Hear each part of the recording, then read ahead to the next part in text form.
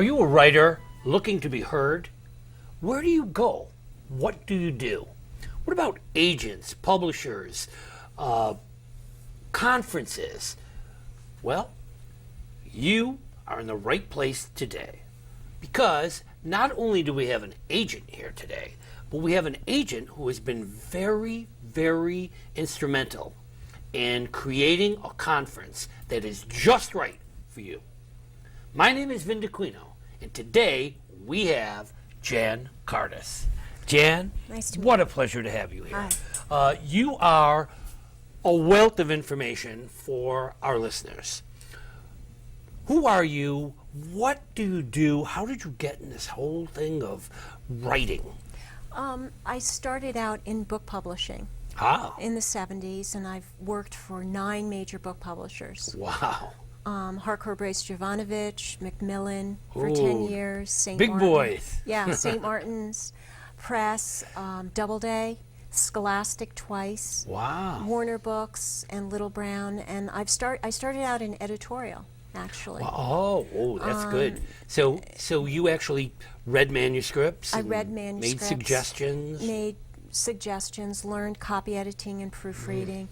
I then moved into the art and production department in a Harcourt Brace Jovanovich, so I learned that. And then I went into subsidiary rights at Lippincott, which is ancillary rights for an author, for example, book club rights or TV, foreign rights, all of those movie. different Wow. magazine rights, electronic rights. So I did that.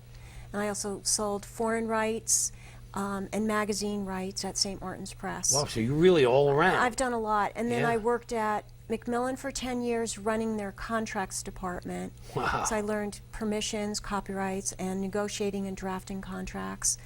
And worked at St. Martin's Press, Simon & Schuster doing contracts, and then was head of Warner Books and Little Brown's contracts department. Warner Books is now called Grand Central Publishing, and they're owned by Hachette.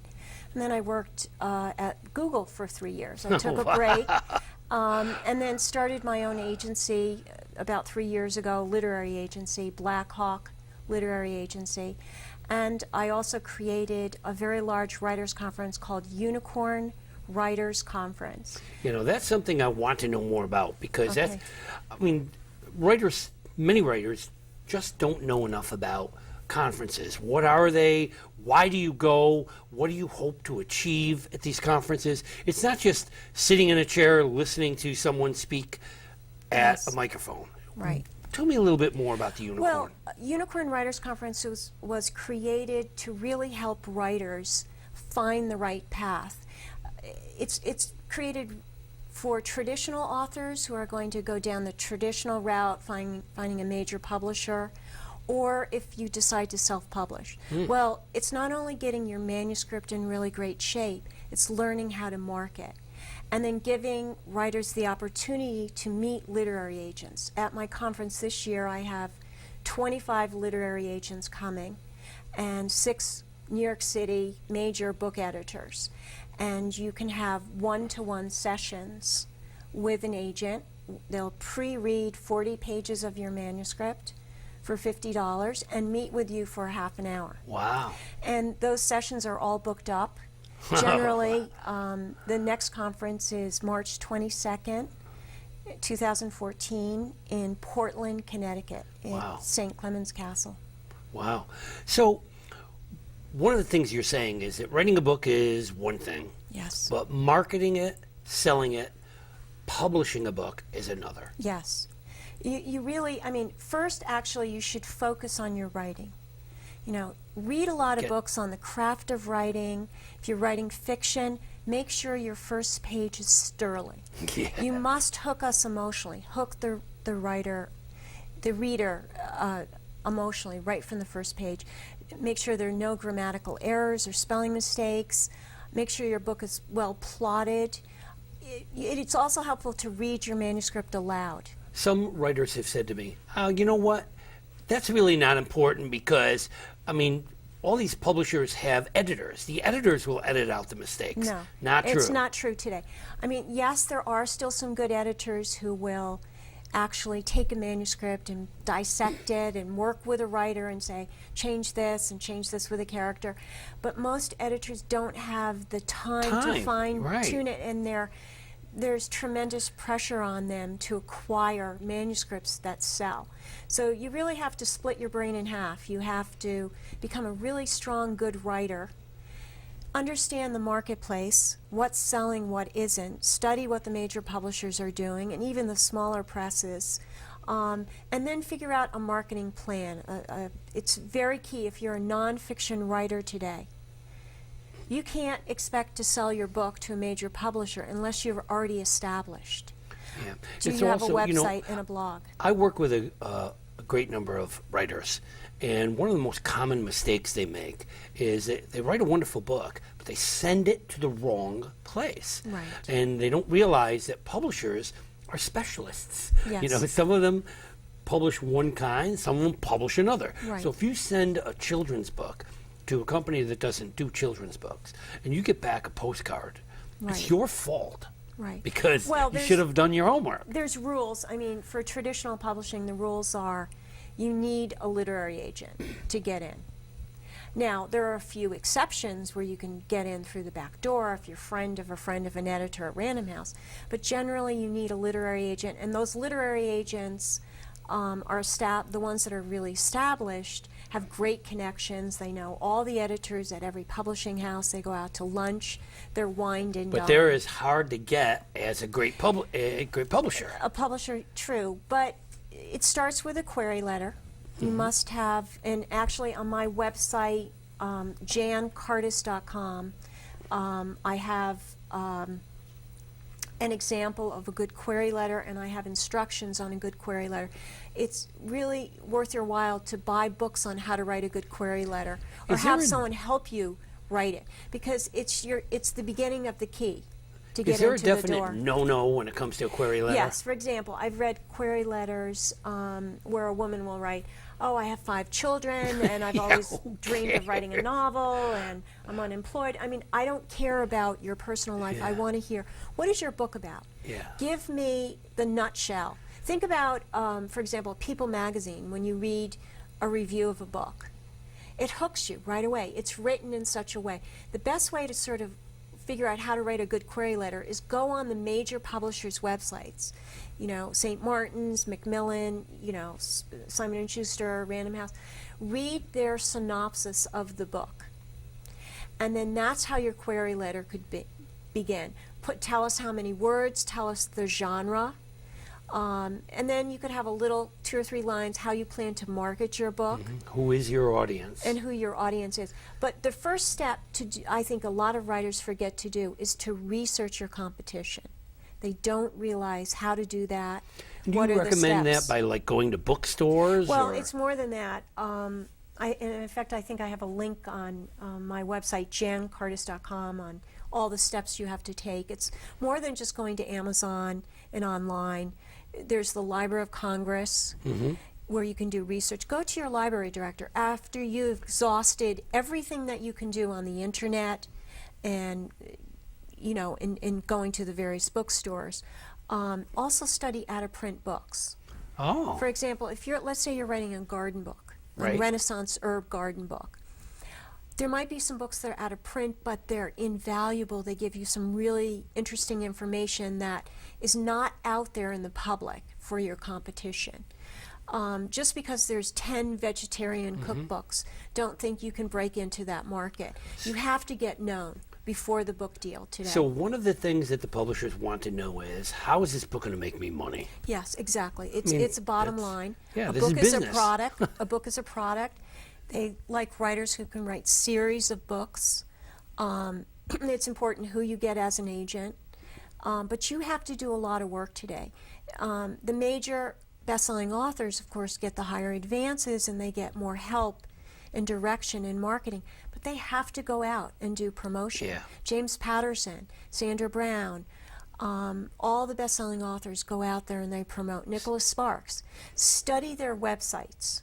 That's a very important thing to start doing is what do these authors do with their websites? What events are they doing? Yeah. What are they focusing network on social media. I'm very active on LinkedIn. I have, I think, about 16,000 contacts. Now, let's talk about that for a second. Yes. This is LinkedIn. Yes. It's professionals meeting professionals. Yes. You put your profile up there. You can have your business profile up as well. And then people will write and they will want to connect with you. Now, it's wonderful to have, thousands and thousands of contacts, but unless you interact with people, it's of really no use. And you can't spend all your time doing that. No. Because writers write. Writers, But yes. I know so many writers who spend so much time at workshops and online that they're not writing. Yes. You have to write as well. Yes, you have to. But create focus. the project first. Yes. Get the product that will sell. Write the best book you can possibly Right. write. And then focus on the marketing. Yes. Well, first, yes, obviously, research your competition first, believe it or not, before you write your book. Because you'll learn a great deal. And then after you started writing it, start getting feedback from other writers. This is why LinkedIn is great. You start making friends on Facebook or LinkedIn, and you say, listen, I'll share 20 pages of my novel. And I'll read 20 pages of yours. Become friends with people. Help each other. Writers helping writers. And that's another reason why I started this conference, is I wanted to teach writers about how important it is to network and help each other. Now, I was very interested in hearing what you do.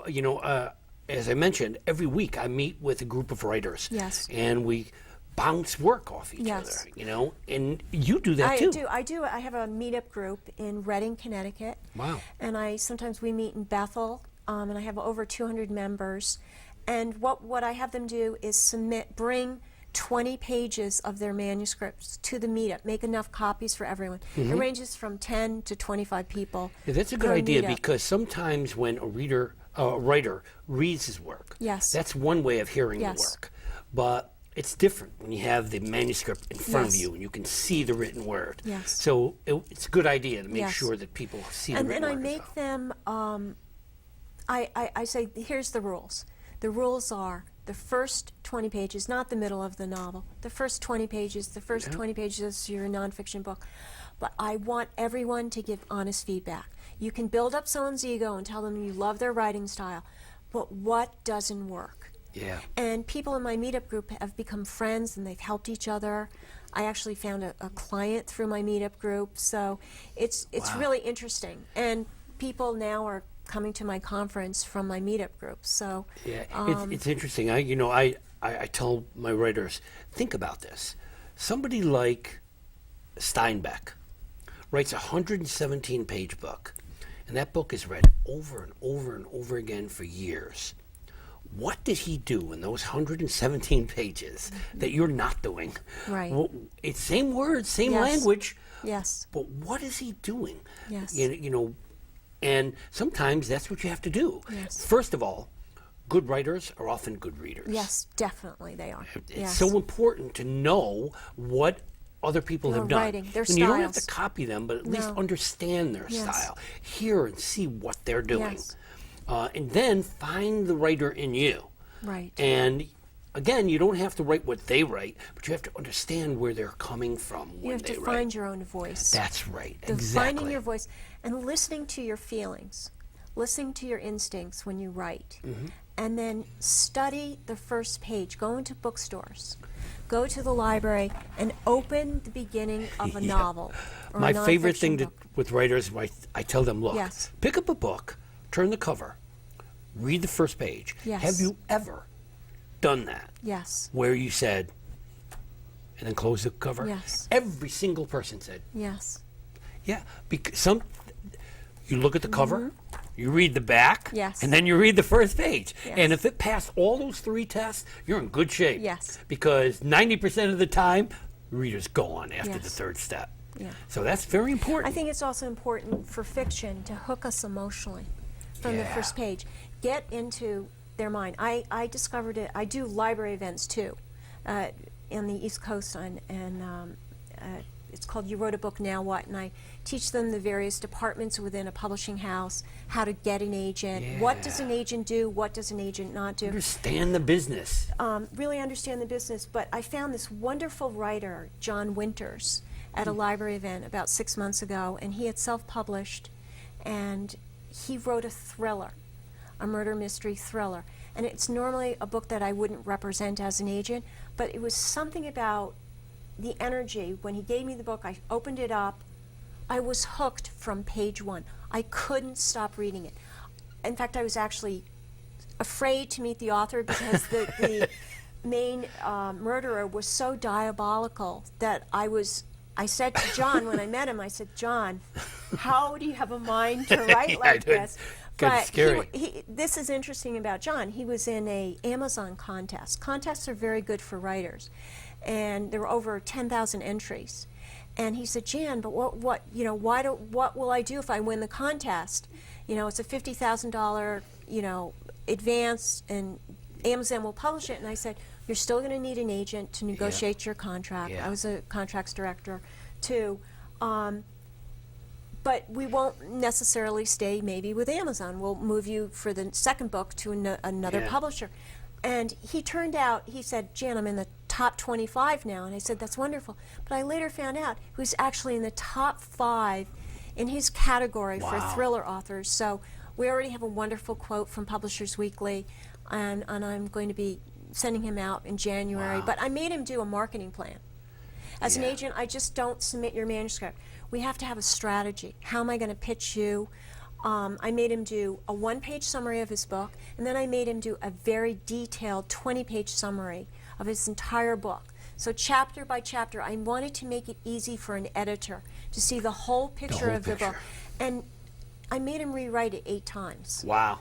And I gave him a lot of suggestions, why did you do this with this character? I want more suffering in this section. I want more love in this section. I wanted it emotionally rich, and the characters and the descriptions beautiful, and the pace. A beautiful novel is like a piece of music. It flows. Yeah, and what I tell my writers is, writing a book is one thing. Working a book is another thing. Yes. A writer has to work a book. Yes. You have to go in, you have to look at it, and go through it as many times as you possibly can to make sure it's most effective. Yes. I remember when I worked with Dick Jackson from Bradbury Press, and I gave him the first 86 pages of the book, and he said, okay, can you do me a favor? When you go home, can you rewrite this in first person now? And it was all in third person. I said, you mean rewrite the whole thing? He said, I want you to see this book through your character's eyes. Right. Well, I did. I went and rewrote the whole thing, and he said, no, I like it better in third person. I was like, what?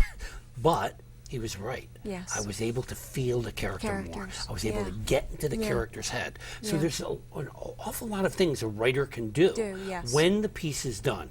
I mean, so many newer writers think, the book's just going to flow out of your head and be ready as a bestseller the first time around. Sometimes you have to rewrite and rewrite and rewrite. And sometimes chapters are gifts. They come out right the first time. But very rarely do you get an entire book to come out right the first time. Every writer is different. They have their own techniques, their own style. Some people can just sit down and write and it flows out of them. They're just naturally gifted. Some people have to work at it. Nonfiction is a lot easier to write. It's more structured. You have to put together a book proposal and outline it. Yeah, when I did Sybil Luddington, The Call to Arms, it took me 3.5 years because of the research that's involved. And nonfiction it's a different game. Yes. And you have to be very careful about what you say and how you say it, and make sure that all the pieces fit together. Sometimes for me, it's easier to do fiction, but then you're into a whole new set of things that you have to do when you're doing fiction.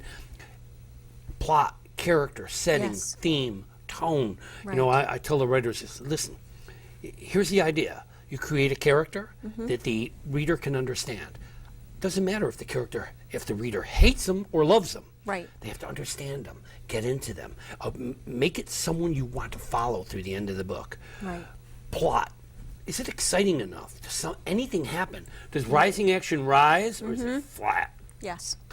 Theme. Is it something that people care about? I mean, what is this book all about? Right. Tone. What about the aura, the sense of this book? Setting. Can you create a place that the reader can see, feel, taste? All these things are so important, and then can you blend them all? Right. And again, where do you begin? Yeah. Some begin with setting and lose the reader because readers don't Right. like setting. See, that's another reason why I created this conference, is I have 4 different workshops going on every hour. Wow. And everything from 3 different agent panels where I have a PowerPoint in the background, and all the agents have the questions in front of them, and I take the microphone and I go to each agent and I ask questions I know writers need to have the answers to. And then we do like a mystery workshop, marketing, short fiction, fantasy, film scripts, an editor panel. The first 5 pages this year is new. Self-publishing, marketing plans that launched 1,000 books. So I give a writer variety. So give me a sense of the day. I sign up for the Unicorn Conference, and I'm going to dedicate a whole day. What am I going to do that day? Well, all right. So you arrive around 7:30. Okay. You get your book. You'll get a book bag, and then you'll get your badge, a notebook, a pen, and then you go into breakfast. Wow. And at 9 o'clock, our keynote speaker, Andrew Gross, will speak for about an hour, and then you break out, and there are 4 different rooms. The castle, it's St. Clements Castle. It's in Portland, Connecticut. What is that near? You pick out whatever workshop you want. But There's no I'm sorry, sign up where's for it. Portland near? Portland is near Middletown, near Oh, Wesleyan okay. University, so it's smack in the middle of Connecticut. People come from all over the United 84, States. 95, they'll all... Yeah, I've done incredible marketing. This postcard, in fact, I take this postcard and I mail about 25 copies to every library in 8 states. Wow.